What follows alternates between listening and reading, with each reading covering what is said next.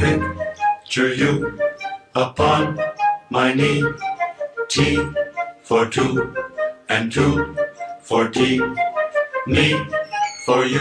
Hi everyone, Xavier 2 for Vape. Today I will talk about this, the Delta 2 from Joyetech.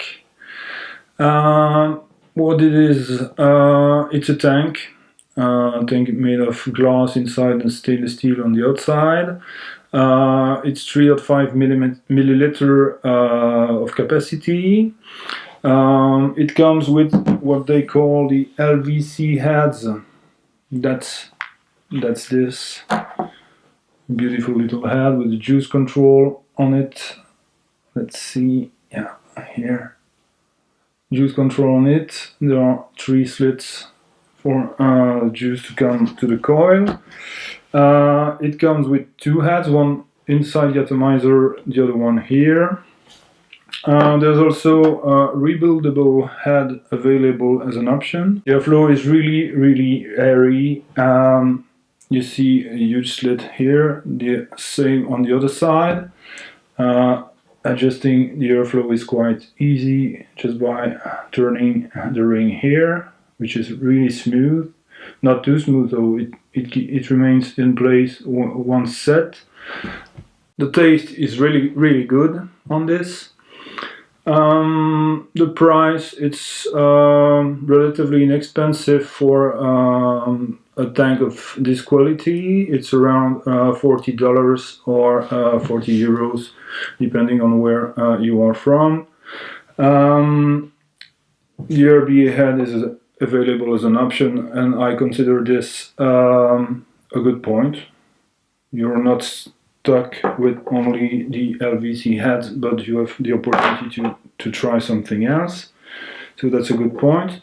The drip tip, it's quite a big bore, so it's fine as far as airflow goes, and more. And it comes with an insulator on it, so for not having too much heat coming to the drip tip. That's a fine point too.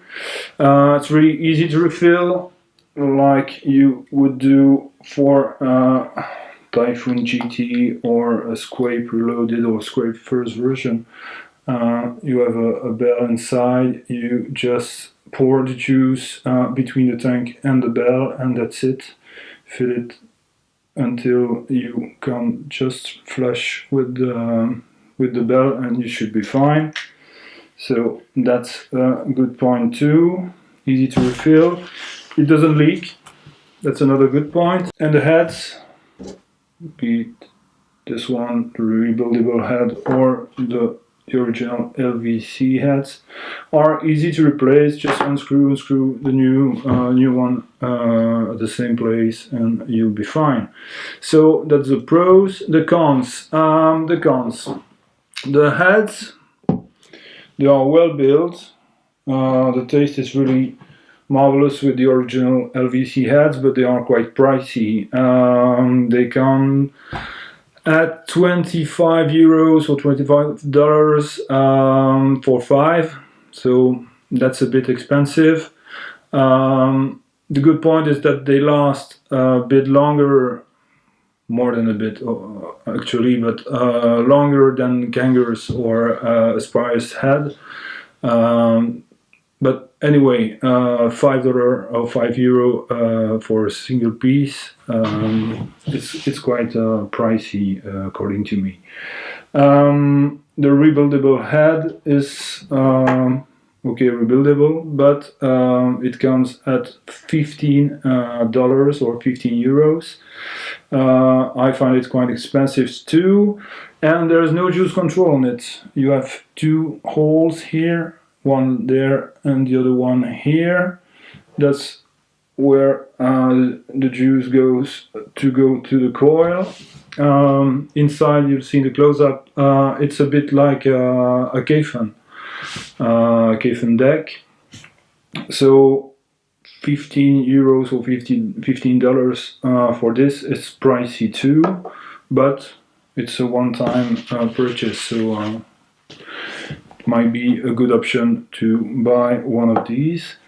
Tank cleaning. Tank cleaning is not good on this one because the tank here, this section, is one piece from there to there.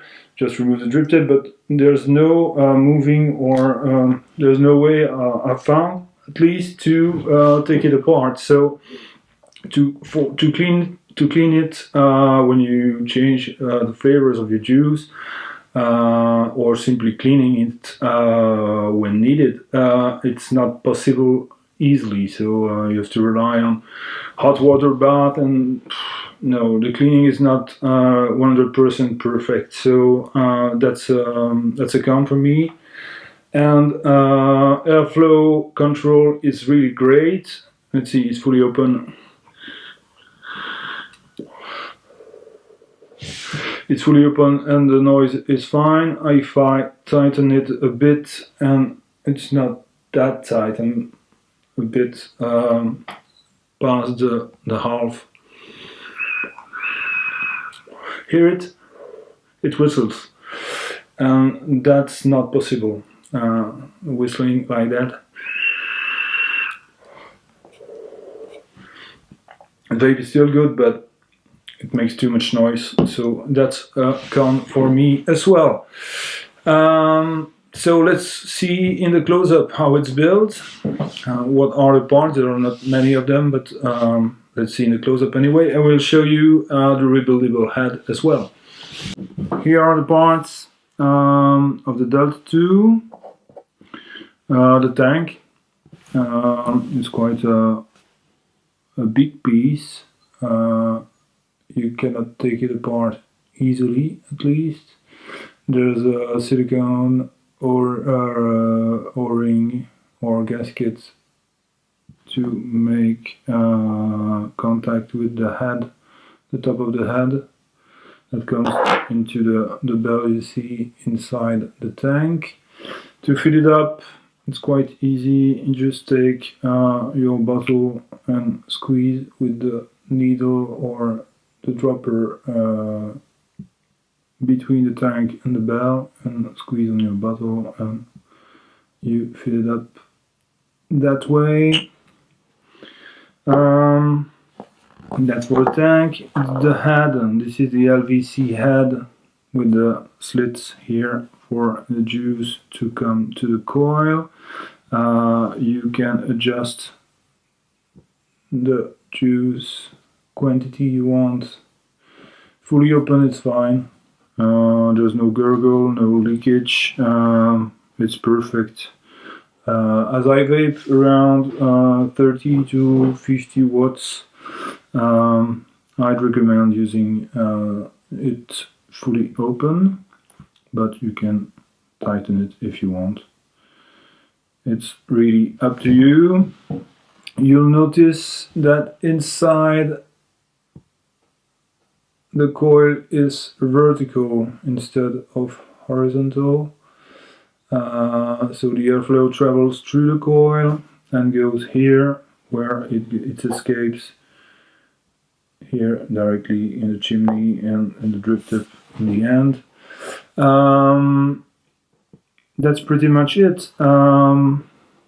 You see that you have wicking fiber here from the bottom of the head almost till the middle, more or less, the middle of the head. The head, you screw it on the base using the this screw here, screw portion of the head. There's an O-ring that avoids leakage from the tank to the air chamber. This is the air chamber. You have the airflow that you can adjust, and there's a contact in the bottom that might be or not spring loaded, I don't know. It's not easy to see. Anyway, the 510 connector is not adjustable, so but it's prominent enough to be used as such in hybrid mode. with hybrid connectors. The threading here could have gone a bit deeper towards the end of the atomizer, but it doesn't wobble, so for me it's fine. It's well machined, it's well finished. Now a quick word on the rebuildable head. That's this one. You have two holes for the juice to come to the coil. This part is removable and lets you adjust the wick inside. Here I rebuild it in the same spirit as the LVC head. What is lacking is still the juice control on this one, but that should be fine. You remove this like you would on a K-Fan 3.1 or K-Fan Lite. And here we see the wick that is wrapped around the coil. Here I used 0.42 mil Canthal. I've made 6 or 7 rubs. I have one leg that comes here to this hole, and you screw it tight after that. The other leg is coming from here to this other hole here. You can try wrapping your Canthal around the screws, but these are rounded, so the fit is not ideal. I would suggest to use the holes. Pay attention that these holes are quite narrow, so it might be impossible to put 2 Canthal wires inside. So if you want to build this with a vertical coil, simply lay on your coil as I did here, with a leg here coming there. Just put your wick inside the coil and the between the coil and the leg, like this. It should be more or less okay. Make sure you don't have wick that comes into the coil here on the top. If we have to adjust that just after we put back this, and that might not be as easy as I think it will be, so I'll put it that way and adjust that afterwards when everything is together. So that's for the RBA head. And with that build, the flavors of the rebuildable head is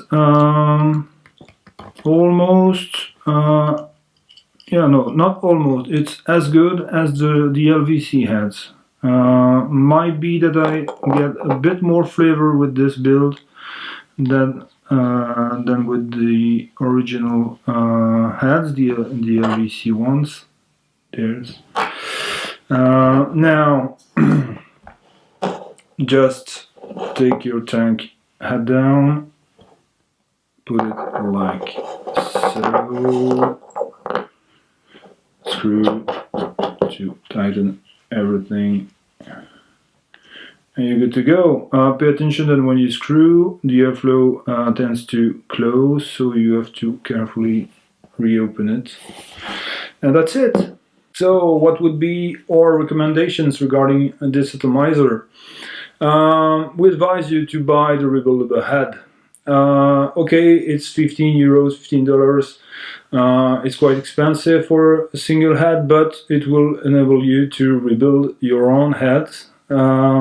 Make them as you like it. If you're not familiar with rebuildable atomizers, it might be the moment to start to rebuild your heads, because these heads have a wonderful taste, okay, but they are $5, €5 each, and that's too steep, too much, according to me. So when you purchase this, buy this along. This will let you play with rebuildable head. Speaking of the LVC heads, they come out of the box with a 0.5 ohm coil. That's sub-ohming, so you should ensure that you have the proper batteries to drive this atomizer. By proper batteries, I mean you should have batteries that deliver quite a lot of amps, and these ones do. These are the Samsung INR 18650 25R. These are very good and not that expensive batteries compared to the Sony VTC5, for example. The VTC5s give more amps, around 30. These ones give only 22 amps, but that's quite enough for this atomizer. So that's it. And if you like what we do, please give us some likes or subscribe to our channel on YouTube.